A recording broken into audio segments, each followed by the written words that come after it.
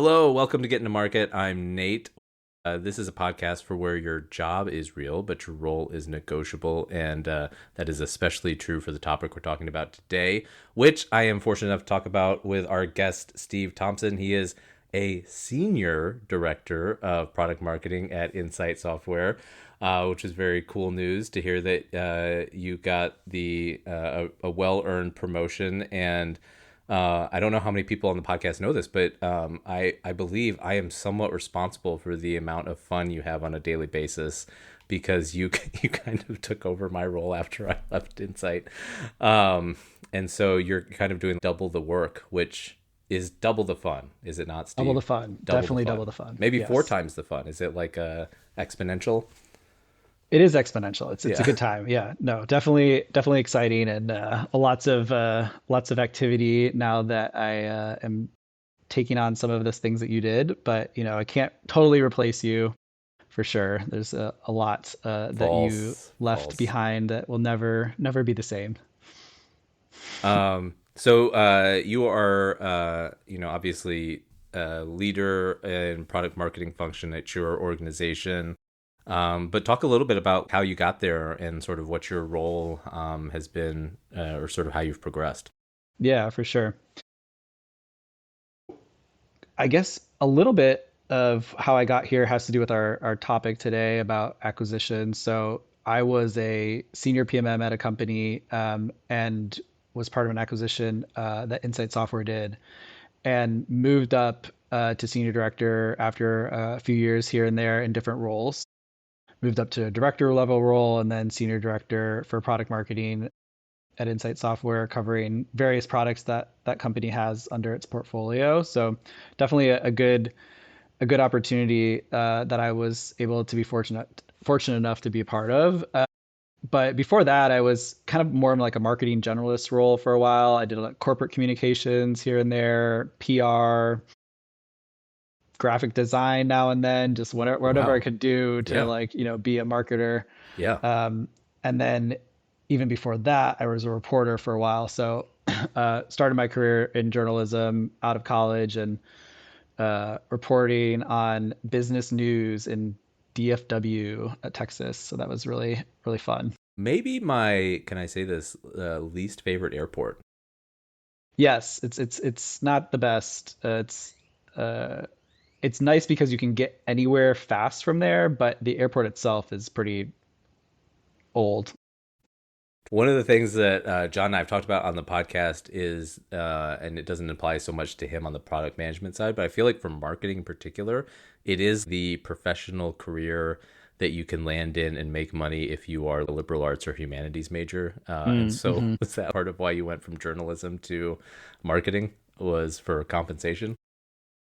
Yeah, definitely part of it for sure. I out of college was a reporter and making very little money. I got to do some really cool things, Mm. interview interesting people in Dallas, but yeah, no, definitely needed a more lucrative, I guess, in some ways, career. I think marketing also can be like a little bit not that sometimes, depending Mm, on what part mm-hmm, of marketing you go mm-hmm. into. Yeah.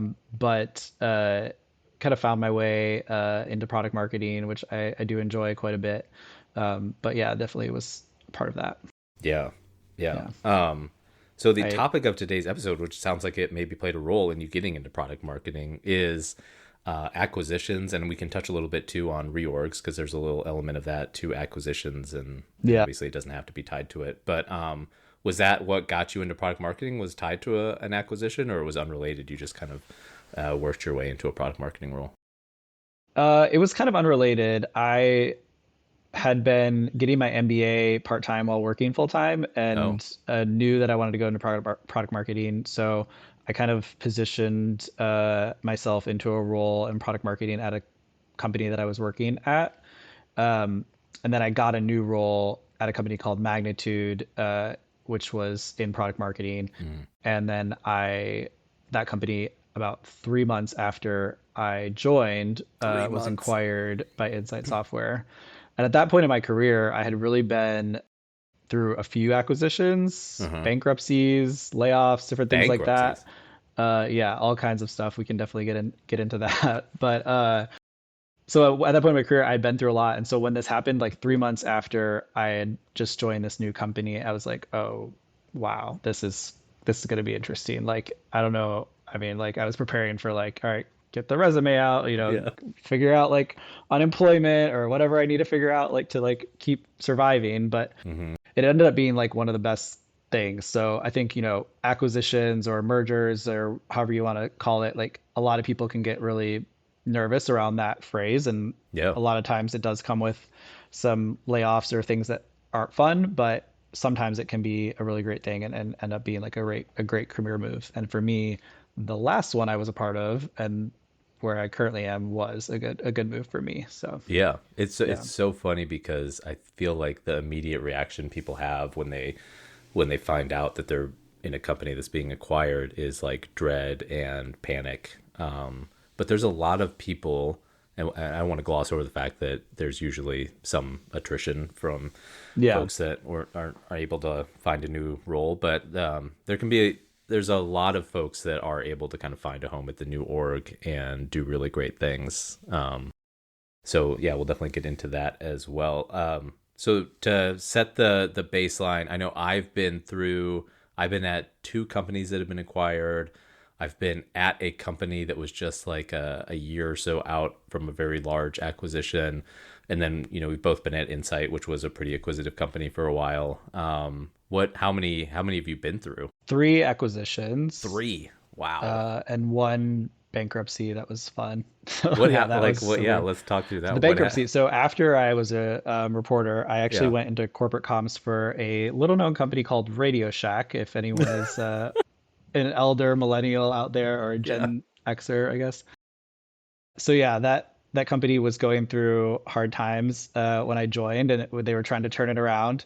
It was it was interesting. Like it was like a really actually great career move. That's another thing. Like I would say, like just if anyone is looking for an opportunity to learn, joining a company that is struggling can sometimes be very good because you get to do a lot. So I was part of like a corporate comms marketing team there. Mm-hmm. When I first started, we did a Super Bowl ad in the Wow. 2014 Super Bowl. Yeah. That was like the theme was the 80s called They Want Their Store Back. Um, and it had all these like Mary Lou Retton and like 80s Hmm. characters in it, and it was very well received from the critics. However, didn't do a lot for our sales.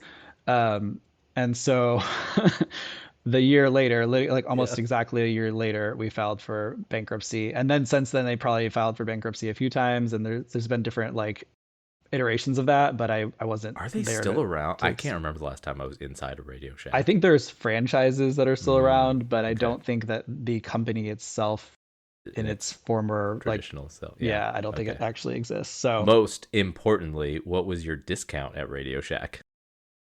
I don't even remember. It wasn't great. Yeah. It may have been like 30%, which isn't bad, I That's guess. a But good discount. yeah. What kind of Yeah. discount are you looking for? Come on. Yeah. I I think mean, we that's got a what, lot of yeah. like I feel like I had Free like radios. Bluetooth speakers up to Yeah. like, whatever. It was just like a lot of that stuff. But That's why they and went bankrupt. They were giving too many of those away. yeah, too many of those Bluetooth radio. yeah, Yeah. branded speakers. But yeah, but it was a good experience, and it was like the people that I worked with, I'm still in touch with today, and they all Wow. came to my Yeah. wedding. It was like a whole, thing. So it Yeah. was You had fun. a Radio Shack themed cake for your wedding.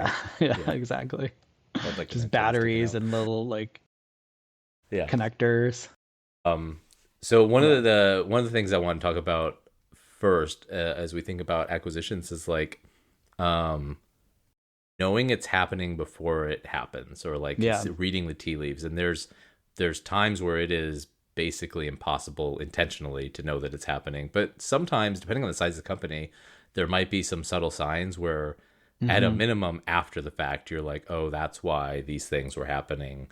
Um, I'll give my couple of examples, which was I Yeah. was at a pretty small company. We were like under 100 people. We were pretty close to 100 people, somewhere around there. And when we got acquired by a private equity company, all of a sudden, all these closed door meetings that were happening in the run up made a lot more sense. And so there was just a lot of oh, this can't happen because this other meeting's happening, so we're going to cancel this thing. After the fact, it was like, oh, of course, that's what they were meeting because they were doing the discovery and all those things during the acquisition process, due Yeah. diligence stuff. But um, pretty much anyone who's read into the process has an NDA that they're under, and so they're pretty limited in what's going to be able to be shared. Did you ever have an inkling that one was going to happen, or things that afterwards made a lot more sense once you knew it was going to happen? Let's see. Yes. So the one I was a part of, I was kind of caught off guard. And I think the reason for that was that it was the headquarters was in the UK and we were a US office of that. So I feel like the center of all of what you were talking about, maybe some of those meetings that were happening, wasn't happening anywhere near me. So I wasn't close to even like HR or, any kind of executive team that would be working on those things. And I think that having that proximity sometimes could give you more of an insight on like what's happening. I also am like just I feel like I'm generally naive about that stuff. Like I don't get caught up in like the Mm-hmm. office gossip sometimes or some of that. So that could be a bad thing. It's also a good thing sometimes to just keep your head down and Yeah. work on stuff. But so that one I was not aware of. The one that I was a part of, was it was like two publicly traded companies merging. They were Oh, broadcast companies. So wow. it was actually, they kind of positioned it as mergers originally, and then it ended up being like an acquisition. And so that you had, there's news headlines about it. So there Mm-hmm. wasn't necessarily like, I guess, secrecy around the fact that this was happening. It was more like, what does it mean? Which I think looking back on that one, I think I should have known that there was probably going to be a series of layoffs for marketing that I was a part of. Mm-hmm. And just like what at the time I probably wasn't focused on the thoughts around like, oh, what does this really mean for me? Like I just was kind of going through the motions. But when there's things like, I think there was a consultancy that came in and was like, looking through everything as far as like what marketing was doing and that kind of thing, it starts to paint a picture that like, oh, maybe this isn't like a long-term place to be. Yeah. Yeah. Yeah. I remember I'm like I just remembered this because I think I'd like repressed it. In one of the acquisitions, I remember being the person that shared the news with one of the departments, like in the room. I was like Yeah. having to share the news, and I remember like writing down kind of like the how I wanted to like go through it, and then but yeah, like I must have like blacked out during part of it because I don't really remember. But it was not the most fun talk I've had to give a group of people.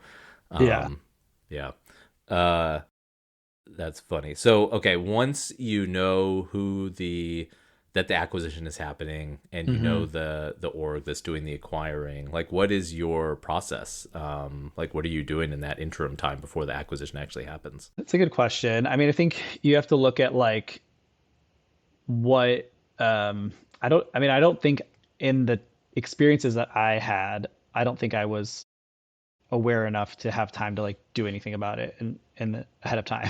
Yeah. So there wasn't a lot of like pre-work happening. I think as if you find out about it and then you start to think about like, okay, do I have a future here or do I need to find something else? And that's when I think you start to think about, okay, are you part of a marketing team or product marketing team that is specific to an area of the business, or are you a part of like a corporate marketing team? So like a lot of companies that merge might have various divisions that they're a part of, and they might not need either that division's marketing team or they might not need product marketing at a corporate level. They might just need like the marketing, corporate marketing, like brand marketing team.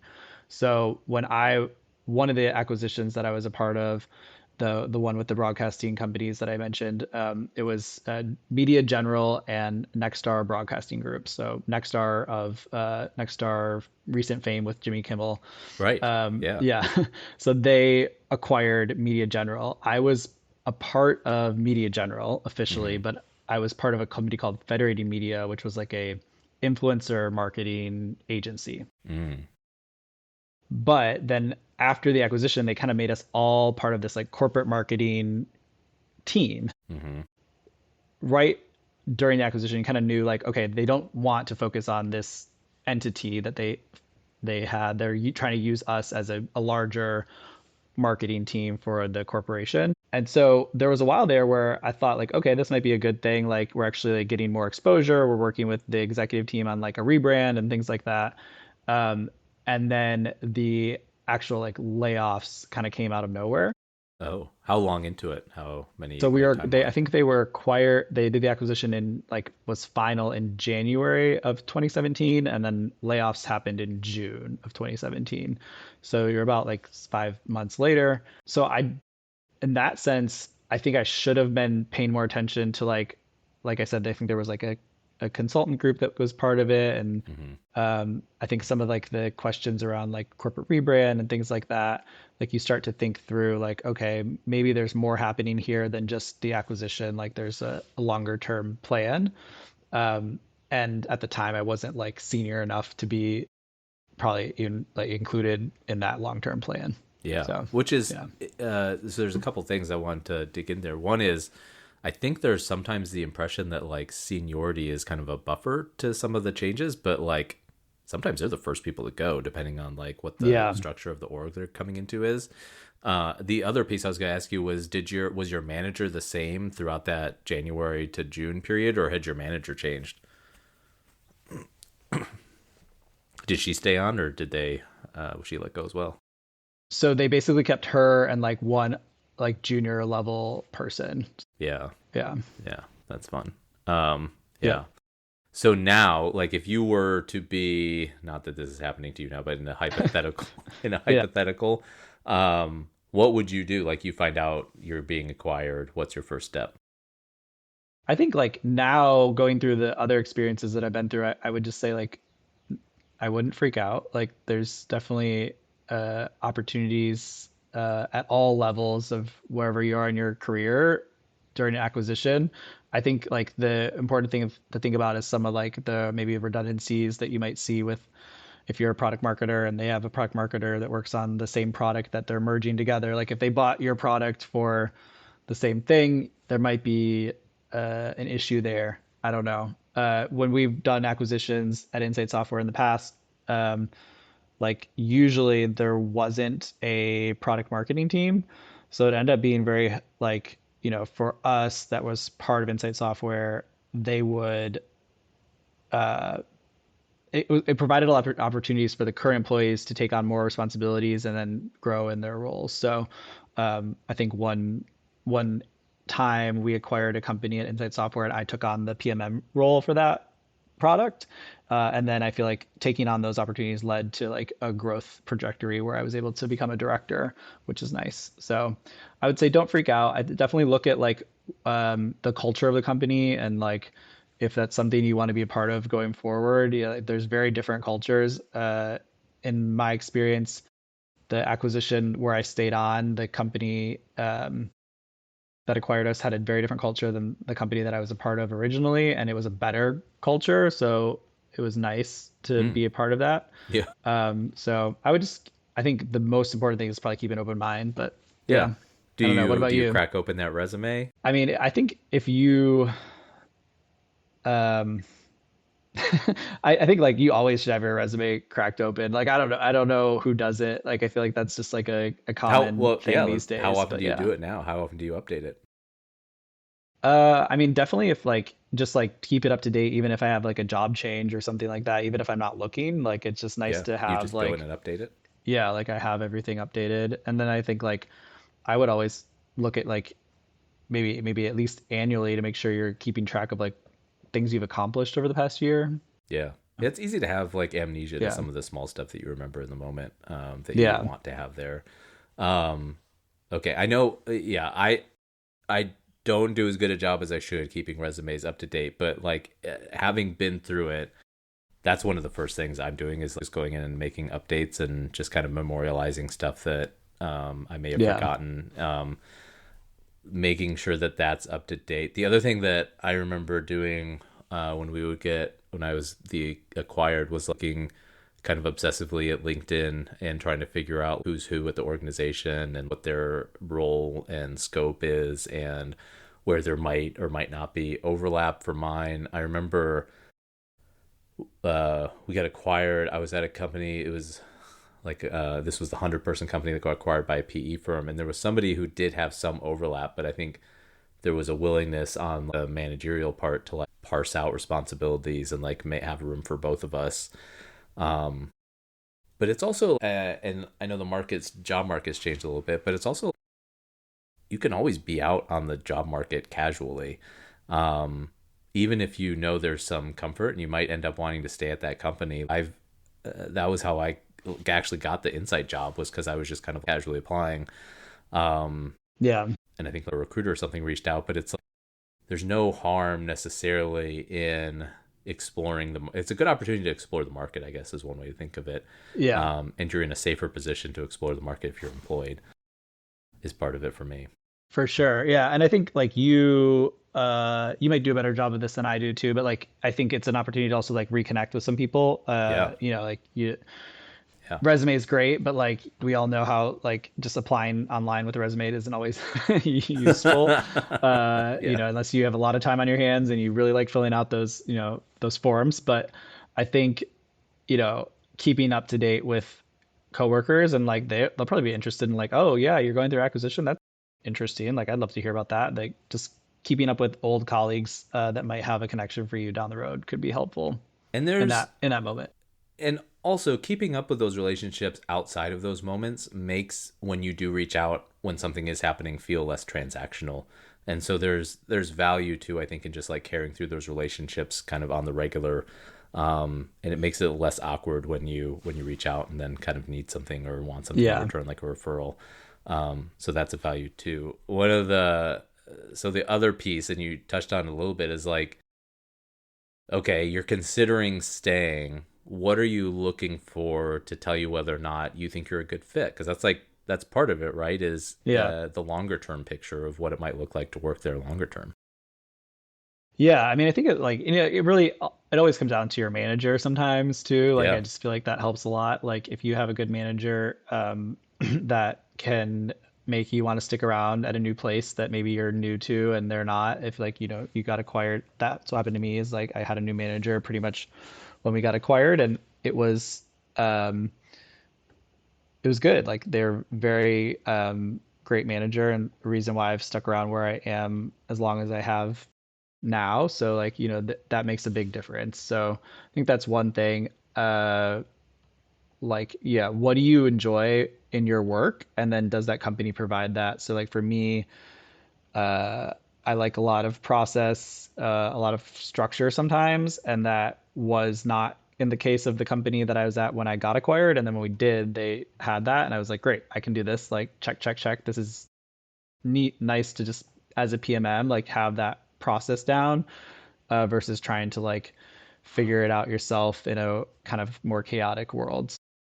Um, that was helpful for me. And so I think looking at where you like to do work and how you like to do work, and then if that company you think is providing that is can help you decide if you want to stick around. yeah. Is that culture to you, like the process piece too? Like I feel like that's a kind of niche view of culture to some people. Like they would be like, I want to know like what the PTO's like and whether or not they're like. But there's Are you an judging aspect to my like, culture, Nate? Come no, I'm on. asking like, Process is my culture. Come on. process is your culture. Like No. that's a tougher thing to suss out, right? Because you're not getting that on the first day when you get that welcome packet to the new company. Yeah. Yeah, that's a tough one. I mean, I think with remote, like I'm remote, and I think a lot of people these days Brag. are remote work. And the culture there is more about the work, right? It's not necessarily about the lifestyle or the office perks or something like that. So I think that's for me a good thing. Some people really like that, like in person lifestyle or like just other perks that come with being in an office. I mean, my wife loves being like going into an office and I'm like, that's not me. But but yeah, that can be a big thing. And then like, yeah, obviously looking at benefits and things like that. But I Yeah, mean, yeah. yeah. How What about important is, so as you're thinking longer term, like before you were a director, like how important it was growth trajectory as you were thinking about, like when you were at Magnitude and they got acquired, did you feel like you had more opportunity right away early on to be able to grow your career, or was that something you just kind of learned gradually? And I think it was something I learned gradually. I feel like in general, it's hard to know right away when you join any new company, like what hmm your path is going to be. And I think some people are better at others at being patient about that. And I think I've had to learn over the years to be more patient about it. So sometimes it's important to just be in the moment in the role you're in. yeah, yeah. Um, what did you when you got acquired, did you apply to any place else while that was happening, or you were just going to ride it out? I think I probably did because I had PTSD from before, but I don't Yeah, really remember. Yeah, I mean, it was yeah. like being like not that far along in my career and having three different, you know, acquisitions or, you know, layoffs and things had a negative impact on my hmm psyche, I'm sure. Yeah, So yeah, it was definitely, I'm sure I kind of like had a freak out moment. yeah, Yeah. yeah.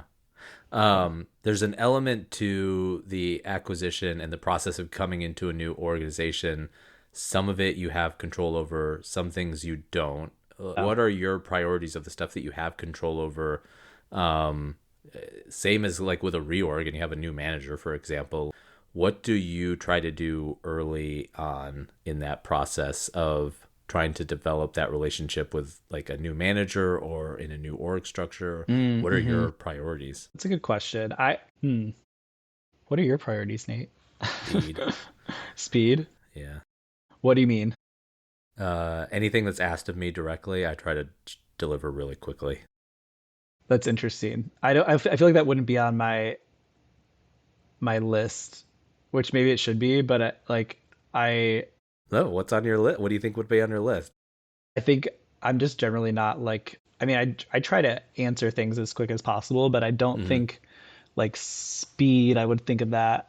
I would think of like proving the quality of my work would be like my top priority. And if I was part of a new manager, if I had a new manager, then I would be, you know, trying to, I guess, show value in that way. And, uh, but I don't even know if I really think through that sometimes. Like, I think being strategic about that could be detrimental in some ways, but I think just like going with the flow can also go a really long way sometimes. So, like I don't I've had to learn this like the hard way because I've been negative at some previous companies when we've gone through series of change, and Yeah. I think that's like the skeptic reporter in me, like in the background, like just kind of like, oh, this is Negative. not gonna be Wait, it. negative with who? Like your peers or like your manager? Just like yeah, peers or anything. I feel like I feel like in the long run that doesn't. They're like you were talking about the things you can control and the things you can't control, and like in the long run, there's a lot you're not going to be able to control unless you're So like much. Yeah. this chairman of the board. Like there's not a lot you're going to be able to control, so you might as well have a good time with it. And that's like the best way to put it. Like I have been in series of cases where Yeah. like the negativity can be a breeding ground for more negativity and like group think of just like bad, you know, toxic energy. And I don't think that's helpful in the long run. I think it's Yeah. more helpful to be like not a yes person and just doing whatever you're told, but being like, you know, a little bit more excited about the future can be helpful. Yeah. Um, yeah, you have to be real choosy, I feel like, who you're negative with. Yeah. The other thing I was gonna say that you made me think about too was um, as as your role has gotten elevated, do you feel that more? Like, especially around reorgs, right? Because I don't know that you've been acquired while you've been a director. But as like a people leader, do you find yourself having to be more intentional about the positivity aspect with your team? Um, yeah, I mean, I don't like to fake it. But like I think there's a lot of there's some of that too. Like I don't know if it's like you want to be intentional about the positivity, but I think you feel responsible. And I think there's like an element of like I always feel like I want to make sure like my team or everyone feels good about something. And so I try to show the positive side of maybe a change that might not be so positive if to everyone. So I think it's more that element where you're trying to um, just kind of like make sure everyone's aware of what's happening and make sure that everyone has their feelings heard and their questions answered. But I do think obviously that general theme that you're talking about is probably true, right? Like as you grow in your career, you tend to need to be uh, more of a leader in a positive way when there's times of change. Yeah. Yeah. Yeah. Um, One of the things that I remember when I was at Red Hat for a while, and Red Hat had just the year or a year and a half before been acquired by IBM. And so there was still Hmm. a lot of culture shock internally, and maybe some of the shock had subsided, but people were still very anxious about changes they anticipated to come, whether or not they would just interpret everything as like, oh, this means that this will happen, and then it'll mean that this happens, and then all our culture is going to be gone.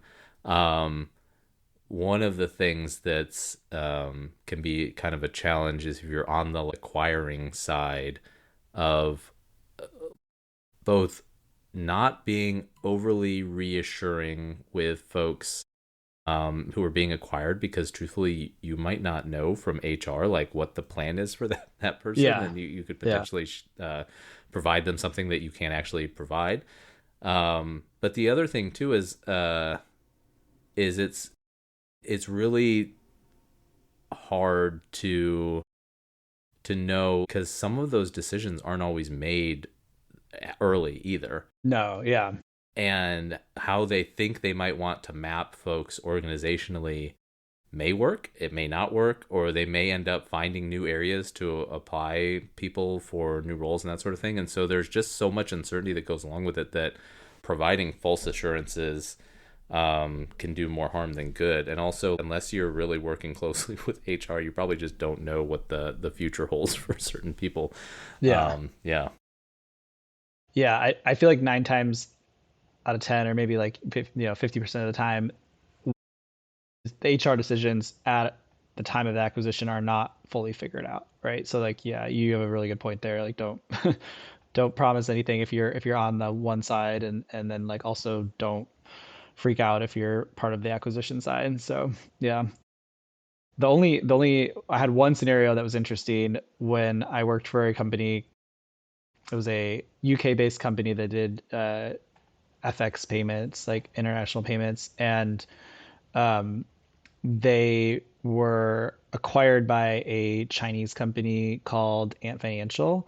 And at the time, it was during Trump's first presidency, and there was a lot of like hesitation about uh, foreign companies, or mainly like Chinese companies, acquiring U.S. based companies, and that he was going to make them go through a lot of hoops to have that happen. And so that it was just like, oh, it's just easier just to close down the U.S. part of this company and just focus on the UK and like other parts of the business. So they closed our US office. They took half of us into one room and half of us in the other room. And they said, okay, this half is like your last day is basically today, or like Uh-huh. maybe Friday, or like whatever, like you get severance, but like this is the end of the road. And then the other Mm-hmm. half was like, well, you guys are part of like the wind down team, like you're gonna help us like wind stuff down. And I was part of that team, which Mm-hmm. I don't really know why. I was like a content marketer, like, Yeah. what was I gonna do that Wind was gonna down be that content. helpful? Yeah. Yeah. um I think it was literally just a matter of like, who did HR like?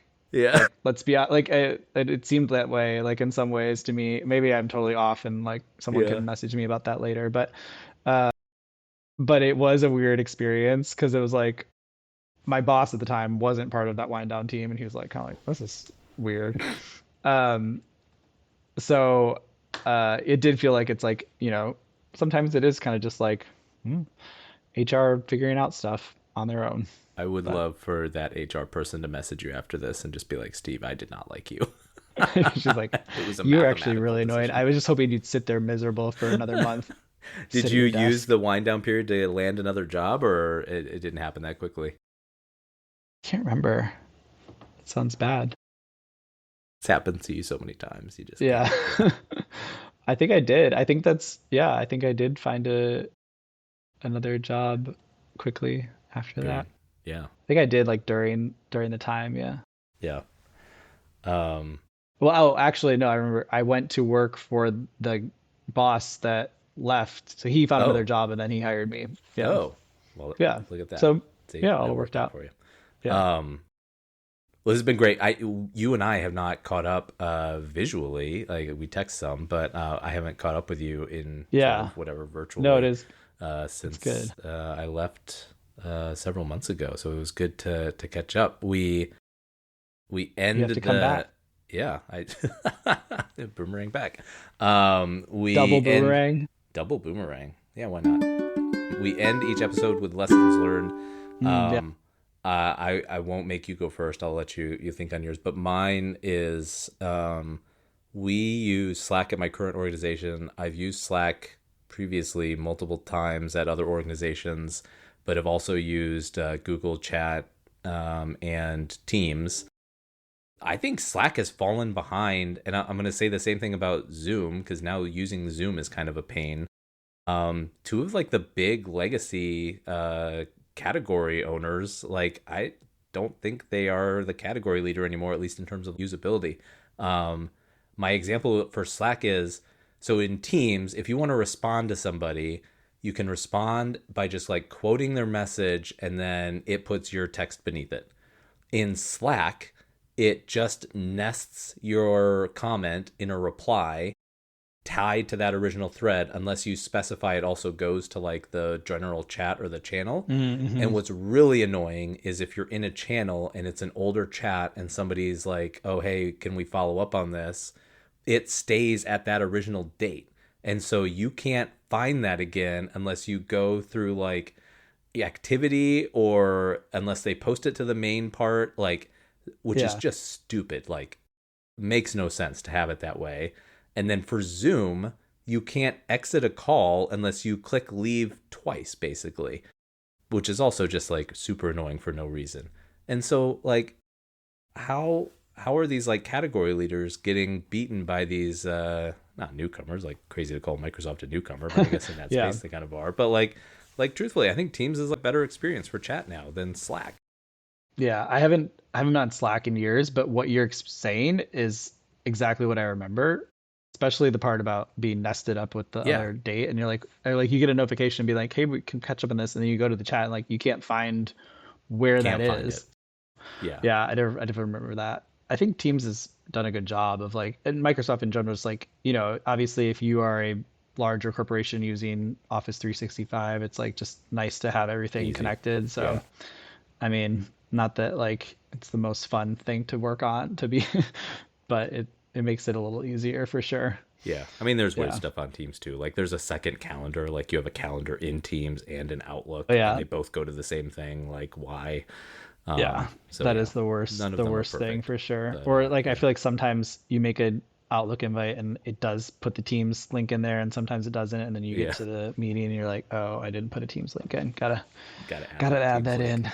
Yeah, that's Yeah. crazy. Yeah, you have a lesson learned?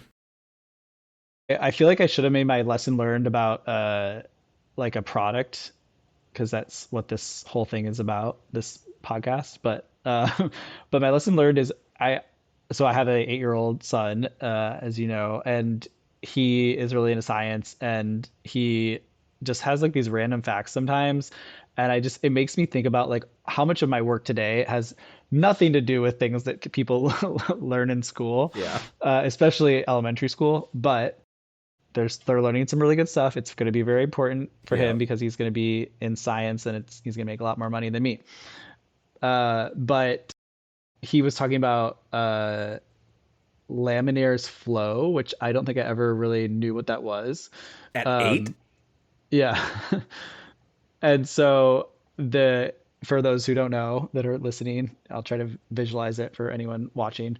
But the water when it's flowing at a speed in which it looks like it's not moving at all. So it'll be like if you run your faucet just enough that it looks clear instead of like Mm-hmm. like a normal faucet, then Mm-hmm. the water looks like it's still, but it's what's called Laminier's flow. So that was my fun fact. He taught me that recently, and I either blocked it out of my elementary school education or I never learned it. Was So that a episode of Magic School Bus? I just don't remember because yeah, that's crazy for I like don't an know. 8-year He's all old. about the Mark Rober life. So that guy, he's like he's on like Dude Perfect sometimes and stuff like that. But he likes watching that stuff, which is cool. That is Yeah, crazy. Yes, he for sure sounds like he will be smarter than both of us at our ages now. yeah. I That's hope so. reassuring. Yeah, Thank you for joining, Steve. You've been great. It's been a yeah, lot of fun catching up with you. You can find more about the podcast at productischange.com. New episodes coming out every Tuesday. Thanks for coming on, Steve. It was good catching up. yeah. This is great. Thanks, Nate. Yeah. Thanks, Steve. Bye. Cool.